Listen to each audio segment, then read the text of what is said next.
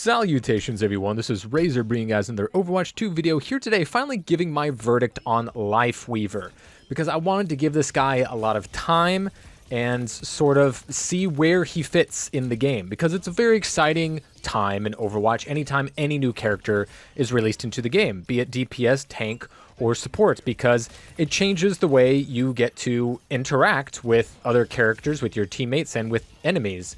And so you can get to see where they're good and how you would like to play them, when you would like to play them, and where you should play them. And Lifeweaver was a bit interesting in that respect, because right out the get-go, when we first saw his abilities, my immediate response was, wow, this character's not going to be good. And then he came out, and the character wasn't good. He got a buff very, very quickly. Obviously, I think the fastest character to get buffed. I mean, he got buffed before he was even released. And of course, I'm going to have to mention that I did not get the Battle Pass this season, so I did not get Lifeweaver right at the beginning. I unlocked him for free via the free path of the Battle Pass, and I was able to unlock him fast enough to where he wasn't even available in competitive play yet. So for all the people who had that argument that Overwatch 2 was going to be pay to win because characters are locked behind the Battle Pass, even though they aren't, I don't know where those people are now, because I'm not hearing that. I've yet to hear that, and this game's been out for how many months? We've had how many new characters so far? So that is yet to happen, and Lifeweaver had enough time to get my bearings on him. He's not like super duper straightforward in like his abilities, especially with the platform and how you want to use the life grip, but he is a simple playstyle of a character, and that's kind of where his fault lies. He's not a bad support. I'll put it right out there. The title of this video is Lifeweaver, a bad support or the worst support. He's not a bad support, but he is the worst support. And it's due to the fact of like his playstyle. Where is he strong? Now, you can win on any map with any character, right? We've all done this. We've all seen this. If you love playing Lifeweaver, absolutely play him. If you felt like you're really good at them, that's awesome. And, he is fun to play.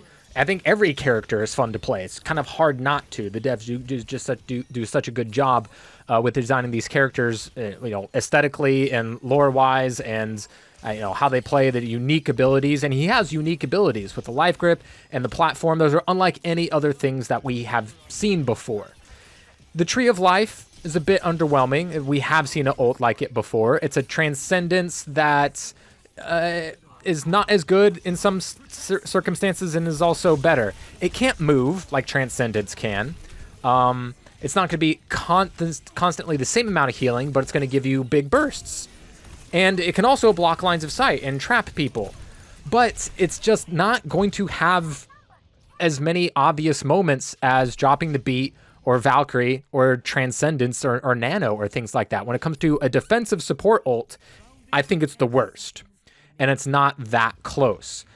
Because it's going to be a very inconsistent ult. Now, you could say the same thing with Trance, but when you should be popping Trance to counter an ultimate, or when you as the Zen get dove on and you really need to not get picked off at the beginning of that fight. But the Tree of Life doesn't have that strength, and it doesn't have that versatility. It's not that strong. It doesn't give you enough heals. You heal about as much, maybe a little bit more than Trance can. But it's not going to be as consistent. Some trees are only going to get you like 200 heals just because it's not enough to counteract big damage sources coming at you. And to top it all off, it can be destroyed. And if there's a Bastion on the enemy team, it can get destroyed insanely quickly. And then boom, you just lost all your value outside of, distracting the Bastion for only half of his freaking cooldown because it lasts so long, right? But at his core, right, which is the most important thing, some characters have underwhelming ultimates, and they're still very, very good. Hell, they might even be meta picks in the Overwatch League, right? We've all seen that over the years. So what is his core gameplay? So he offers a decent amount of healing, and it's single target, easy to hit, to where he's going to be very good at very low ranks, and he's also going to be good in quick play. He plays very differently in quick play. The results that I get in quick play, and I had to play a lot of quick play because I didn't think he was that strong and I didn't want to play him in comp, but I have played him in comp, and this is a comp game here. You know, not as good as some of the quick play games I've had, but man, quick play is a nightmare. I don't know how any of you play it, just having 30 different people in a single lobby because everybody keeps leaving and it's just a travesty and nobody even pretends to try to work together. It's nuts. I don't know how any of y'all do it. It's crazy, and it was even difficult to get good Lifeweaver gameplay, but I want it to be in the setting of a competitive game to really show what he's actually like, because you can, you know, transpose any character in a quick play setting and make them look way stronger than they actually are. And I didn't want to do that, so I tried to trap this diva with my own tree, and we're able to demech her, and that's working out just fine. Because this is a decent game, because I want to show off the character, and typically you do fairly well and win those games, right? But the main core of his kit is he's just a heal bot.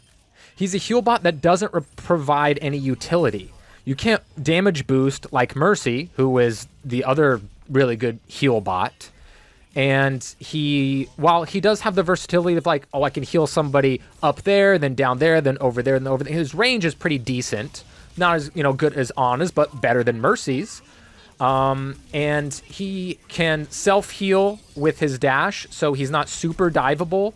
Although, as a Tracer player, going up against a Lifeweaver, that dude is free. He's so free. Like, so he's not as diveable as many people thought him out to be when he first came out, because he does have escape tools, especially with the platform, but those can not go all according to plan.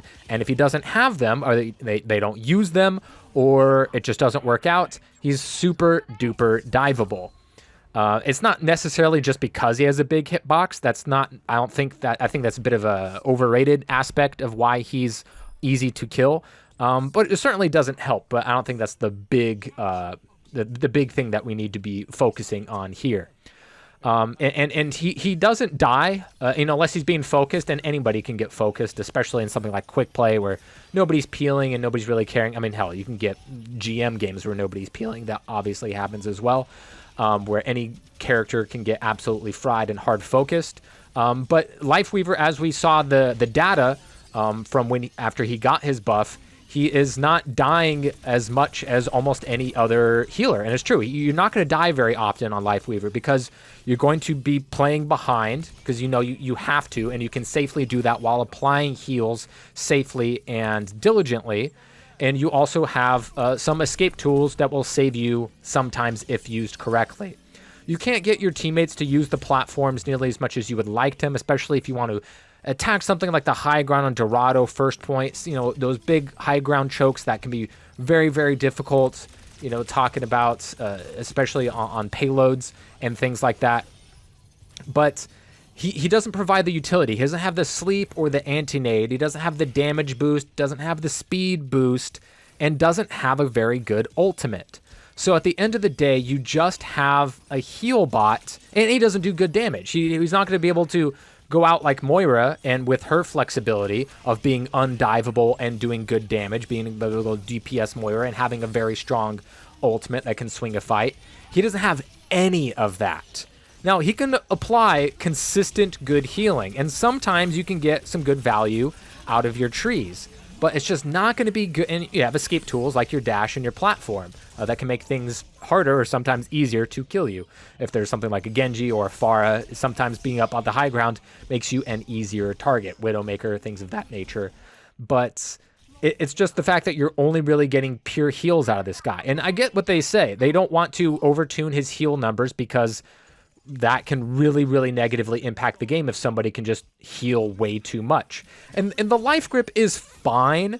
I think it's on a decent cooldown, and you can get good value out of it. And for the most part, you're going to use them smartly, and your teammates are going to thank you for it. Save you from gravitons or, you know, getting pinned or things like that. It's not a very quick thing to where you will be able to save everybody that gets pinned by a Reinhardt. Even if they're getting dragged along, it's not super duper fast, and you're going to have a lot of other things that you're going to need to worry about when playing this character. But he's good at healing, because they're auto targets. They're always going to hit as long as it doesn't get stopped by a line of sight or a bubble. But it does hone in, and it can bob and weave around various architectures very nicely, to where you can feel like, all right, I'm keeping everybody alive. But oftentimes that is not enough, because you need that utility. You need the ability to chase down a DPS as Moira, to damage boost as Mercy, to sleep dart and anti as Ana, to speed boost and wall ride and become unkillable and boop as Lucio, to apply the Discord orb as Zenyatta, to shield bash and flail dive tanks like Brigitte, and as well as applying some damage, because he's not going to get a lot of damage. Like my typical Lifeweaver game, I'm going to usually lead the team in heals, even if there's a Mercy on our team. But, you know, sometimes not. Maybe a Baptiste out heals me, or maybe the Mercy out heals me, or something like that. You know, decent pull there. Keeps my Jungle Queen at full health, and our Mercy doesn't die, and we're able to cap the point and win. But just within the fight, he's not going to be able to do much. He doesn't do a lot of damage. Even though, like, up close, you can get a lot of headshots. You're not going to get quick kills. You're not going to apply easy damage at any range. He's just not going to be super duper consistent. You're only getting heals out of this guy. Typically, I'll get, you know, 10k heals per 10 minutes. You know, a little less than that in this game, and less than 1,000 damage. A little more in this game, for example. But you have no utility, you have no damage, and you have an underwhelming ult. He's fun. And you can feel like, man, I'm doing a really great job. I life gripped and saved them from this, and I got my tree, and I'm healing everybody up, and it can feel great. And sometimes that is enough. For this game, that was enough. But most of the time, it's not going to be enough. So that's why I believe Lifeweaver, while not a bad support, is the worst support in the game.